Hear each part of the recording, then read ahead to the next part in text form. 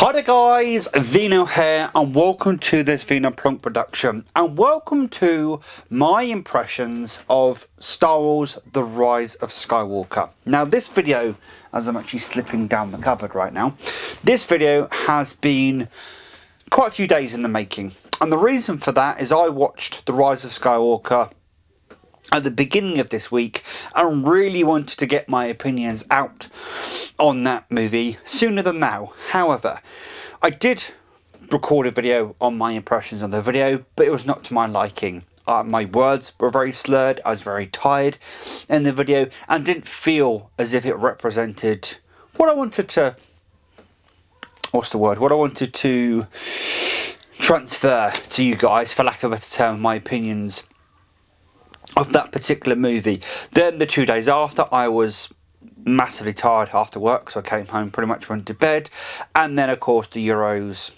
are currently on, the Euro Championship is currently on, so all of that took up some time, but nonetheless here we are on Saturday the 10th of July 2021, and I'm finally going to talk about my impressions of Rise of Skywalker.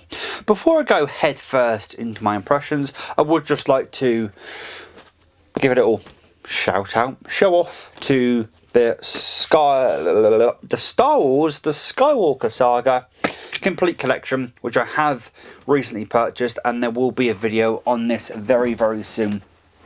Watch this space is all I can really say on that one, and there'll be a video on this very, very soon. I will give reasons as to why I own this in that video.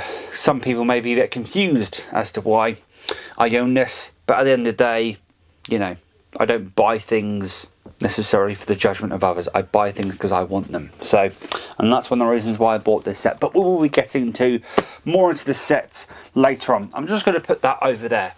I'm also going to stick this wire behind my screen so I can actually see myself a bit more clearly, not have a wire dangling in front of it. So, to recap of my opinion of the sequel trilogy, The Force Awakens I hated with a passion. I still hate with a passion. I think I've seen the movie twice now, if I'm not mistaken. The first time I watched it, I was very mad with the film. I was very angry, frustrated. There are a lot of things about that film I still don't enjoy to this day.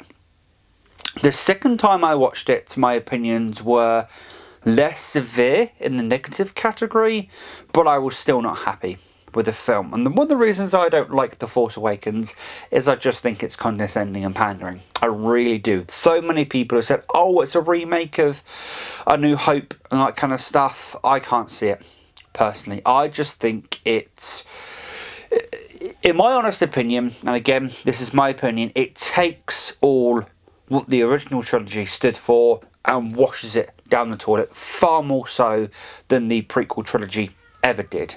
You know, all of the sins that the people say the prequel trilogy did to Star Wars, to me The Force Awakens did far, far worse. So that's my opinion on The Force Awakens. Quite strong opinions, I'm not going to shy away from that, and I completely understand if people don't agree with my opinions, but that's where I sit on The Force Awakens. So when The Last Jedi came out and we got it on Blu-ray, I was very reticent to watch it, I must say. This is way before Disney Plus days, and we'll get to Disney Plus in a minute. I finally sat down, I was bored one day, and I'm like, you know what, I'm going to watch The Last of the Jedi. I've completely forgotten its actual... The Last Jedi, I do apologise. So I sat down and watched The Last Jedi. It's actually funny that I forgot its name, because for a lot of people the name is very forgetful. In fact, the whole film is very forgetful for a lot of people. I sat down and watched The Last Jedi. Now, giving my opinions on The Force Awakens, my bar was set on the ground, in fact probably lower than the ground, to be honest. So I watched The Last Jedi with very, very, very low expectations and came away from that film confused. The reason why I came away from the film confused is because I enjoyed it. I actually enjoyed The Last Jedi quite often. So many people have called Rian Johnson so many different names under the sun. And yet, there's me going, I actually quite like this film. Oh dear, I don't know what's really going on, to be honest. So I quite liked The Last Jedi. I think I have given my impressions on The Last Jedi at some point on my channel. If not, maybe I can do a video when I rewatch that. So coming into The Rise of Skywalker, I had subdued trepidation, I think is the way to describe my mood coming into it. When we got The Rise of Skywalker on Blu-ray, I wasn't in a rush to watch it.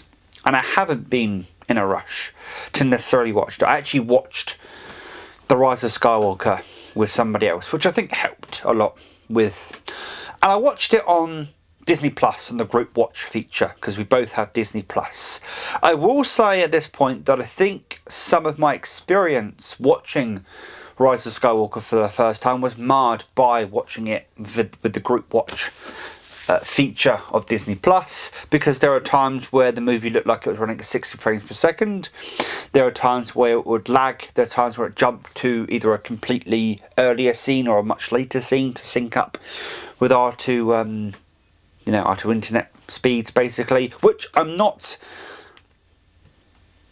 giving any points against the film because of that. It's just I need to mention that I did have some, to me, kind of janky experience watching it on Disney Plus using the group watch feature. So just putting it out there. I probably will watch it on the Blu-ray that I now have at some point on that particular set just over there, and will give my opinions on watching it on a Blu-ray format, on a physical format where there's no digital streaming junk that can come with it.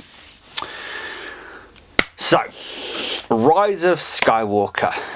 As I said, I was in no rush to necessarily watch it, but I was like, I came home from work the other day, I'm like, you know what? I want to watch Rise of Skywalker. Why not? Let's complete me watching the entire saga. And I watched it.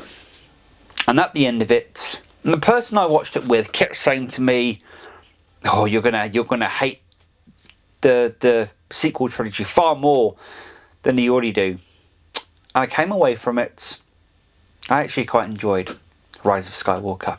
And I will be going back at one point and rewatching A Force Awakens for a third time and trying to re-evaluate my opinions on that film, having watched Last Jedi and Rise of Skywalker.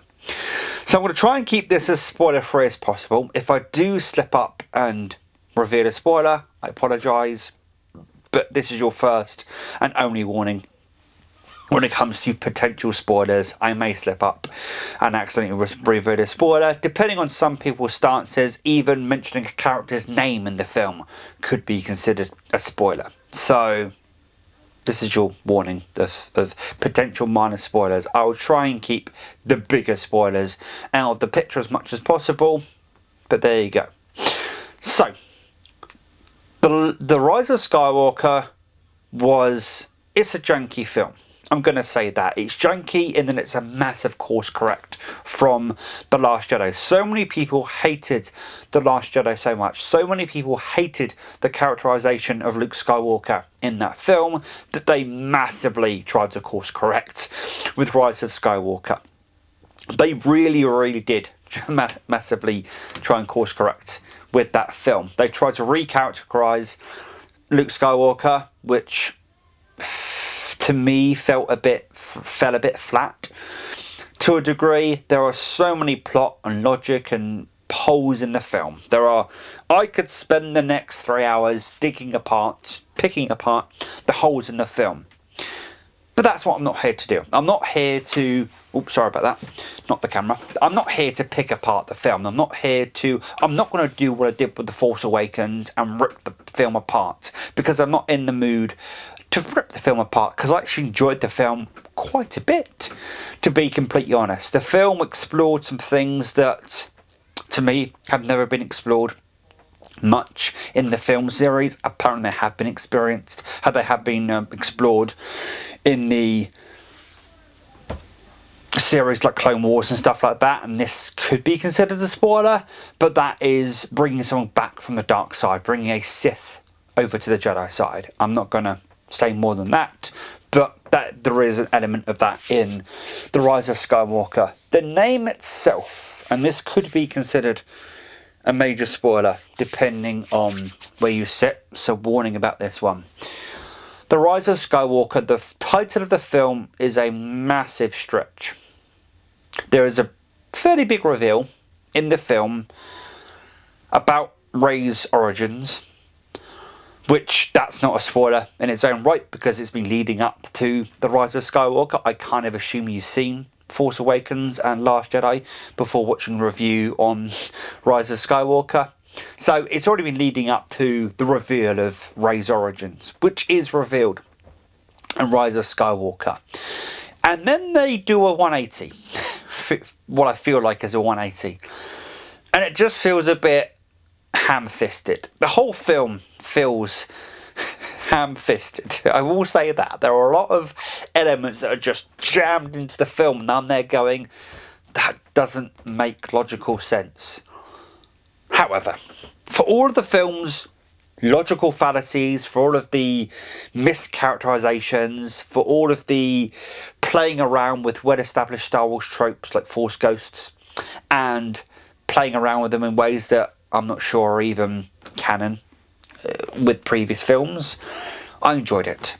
The film has got a hell of a lot of fan service in it. Old characters return, new characters are set up, and I'm glad they brought back some characters from the original trilogy, and it was brilliant. There's a really cool bit. There's two cool bits in the film. When Poe Dameron is lightspeed jumping the Millennium Falcon, that is a superb technical piece of cinema right there. I say cinema, a lot of it is obviously digital effects, but I can't imagine that could have been done with even the prequel trilogy, because the money it must have cost to do that scene, to do it properly. Not a lot of companies have that kind of money just to throw at a film, and Disney obviously have the kind of money they can just throw at a film like Star Wars and be like, yeah, we know this is going to make our money back, so we're going to chuck millions upon millions of dollars at this, less than 5 minute scene. It was spectacularly done. It was a spectacle treat, and I feel like I'm going to go back and just watch the part where Poe Dameron lightspeed jumps the Millennium Falcon. Really well done. There's another bit towards the end in which Rey is in a bit of a quandary, shall we say, and she's calling upon the voices of all the other Jedis that come before her, and then the voices of all the other Jedis, come to her. I was listening very, very carefully. All of the voices were voiced by the original actors or actresses or whoever that played them. Samuel L. Jackson voiced Mace Windu. Hayden Christensen was voicing Anakin. I think there was there a Darth Vader in that? I can't remember. But Ewan McGregor voiced Obi-Wan. Liam Neeson voiced Qui-Gon. And the reason why I know it's new dialogue is because they said Rey's name. So it had to be new dialogue. There's no way it could have been anything but. I do believe Yoda was in there as well. A bunch of Jedis were in that little bit. And again, that leads me to commend the reach of Disney, how far Disney can go. That Disney could, hook up with Ewan McGregor or Liam Neeson and go, yeah, do you mind doing a really minor scene in the new film just because it's gonna be a really good piece of fan service? There are not many companies that can do that, and there are not many actors that would then go, yeah, sure, I'm on board with that, because surely Disney probably paid them more than that would normally cost. That piece of work would normally cost. Really well done. Again, it's Disney, but for all the faults, for all the massive corporation that it is now, the massive conglomerate that it is now, there are some really cool things that come with being a company as big as Disney, and this is definitely one of those elements, and by God was I impressed. There are many callbacks to previous films. I will say I am biased in this part, which when I'm doing a review, the whole point of a review that it's biased. Anyway, I love The Return of the Jedi. The Return of the Jedi was my film, my Star Wars film growing up. My dad had the old VHSs, and I remember shoving in his Return of the Jedi VHS so many times and just watching it. And when he got the special edition, the gold box set, the VHS box set, again, I just remember being so happy that I could watch The Return of the Jedi again, despite the fact it being the same film, just with a few effects changed here and there and added. Children's brain, hey. Anyway, so yeah, Return of the Jedi is my film when it comes to the original trilogy on my course. Probably my outright favourite Star Wars film, followed closely by Revenge of the Sith. And probably then again by Rise of Skywalker. So it seems with me 3 is the magic number when it comes to each trilogy, to be honest. But there are a lot of nods to Return of the Jedi. There's a massive, massive nod to Return of the Jedi in the film that... Do I spoil? I mean, it's revealed in the first like 10, 20 minutes of the film. But do I spoil it? That's always the balance I've got to draw in my head. The line I've got to draw in my head over whether I reveal that or not. Somebody from the original trilogy comes back in this trilogy, in this particular film, and plays quite a significant part of this film. That was ham-fisted. That particular part was ham-fisted. And when I do a spoiler discussion at some point, I'm going to go into some things about that particular element. But because of this character's introduction in this film, there's a lot of references to Return of the Jedi. And I like them. I like them a lot. Again, Return of the Jedi, my film. So all of the references, all of the subtle cues to Return of the Jedi, absolutely fantastic. And, you know, I was loving every minute of it. The film is funny. I loved most of the elements concerning 3CPO. There's really funny elements with 3CPO. Obviously, Chewbacca is great as always. Not the biggest fan of Kylo Ren's characterization, if I'm being completely honest. The broody, emo boy kind of thing. I'm not really the biggest fan of it. Obviously there was conflict there and something does happen in the film to do with that, but I'm not necessarily the biggest fan of it. I love Poe Dameron. I love, and Oscar Isaac plays him wonderfully. I love Poe Dameron to bits. I think he's a bit like a Han Solo, except he's very much on the good side. He's not obviously Han Solo's a bit dubious on what side he ran for, because of course being a smuggler, he's obviously a crook basically, so all that kind of stuff. But Poe Dameron, he feels like a bit of a Han Solo, maybe mixed with a bit of Kirk, because, you know, it's revealed in the film he gets around a bit, shall we say. And yeah, really like Dameron as he... So in the original trilogy we had Luke Skywalker that's both a Jedi and a ace pilot at that. To me, he was the ace pilot but wasn't a Jedi, and Rey is kind of that substitute for that. I loved the stuff concerning Finn, and again, this could be a spoiler, but it is not dealt with, but it is, parts of it are explored earlier on in the trilogy, that Finn is of course Force attuned. It's very heavily hinted that Finn is Force attuned in some way, shape or form, and I think that's brilliant. He's not an outright Jedi.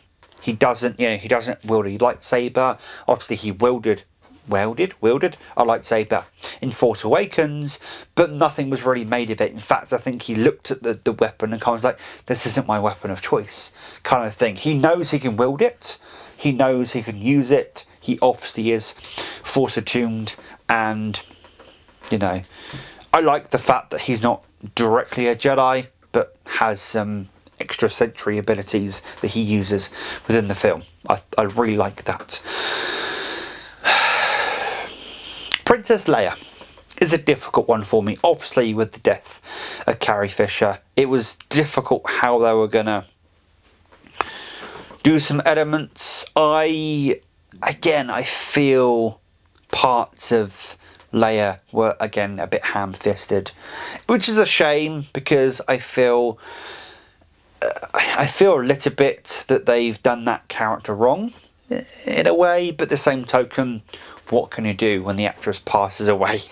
I can't remember how far through Rise of Skywalker they were before Carrie Fisher passed away, but I do know there were some CG elements. They had to CG her face onto somebody else, or they had to use dialogue from other things. So they did what they could with what they could, and you know, at the end of the day, what happens.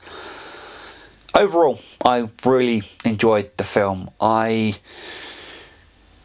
don't have a lot of faults in terms of my enjoyment of the film. Obviously, some of the story elements, the technical elements, some of that sort of stuff, I could sit here for hours on end berating the film on some of that stuff, but there's no real point, if I'm being completely honest. I thoroughly enjoyed the 2 hours 22 minutes that it took to see the film to completion, and I'll quite happily watch the film again at some point. To be honest, I'd watch any of the Star Wars films again, and I am going to watch Force Awakens once again. Obviously, you guys have seen the video I uploaded earlier today, and I have got that collector's edition, which obviously I have the Force Awakens 2 or 3 different ways now. So, and obviously any of these I can watch on on Disney Plus.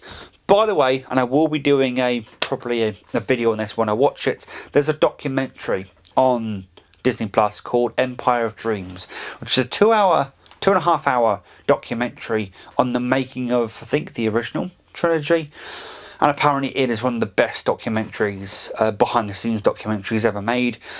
If you're a film fan of any description, you owe it to yourself to check out, apparently. And I'm going to be checking it out probably very, very soon, because apparently it really goes into the nitty-gritty of making a film. It doesn't sugarcoat things. It shows you that there are arguments on set. It shows you that there are frustrating elements where actors and crewmen and crew ladies all walk out on set during frustrating parts. People yell at each other. You know, it doesn't sugarcoat a lot of things. So I really want to watch that, actually, because I like the candid, the real elements of video, of filmmaking.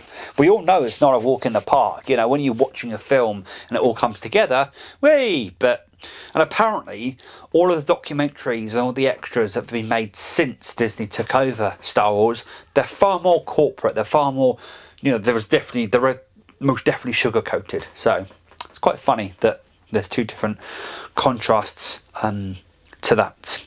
But yeah, I just thought I'd mention that's on Disney Plus if anybody wishes to check that out. Apparently a lot of these special features that are on previous releases of the Blu-rays and DVDs of Star Wars are actually on Disney Plus as their own films or own elements to watch on there. So, you know, you can take it from me. For getting through the last 23 minutes of this video, you can have that as a 1 from me.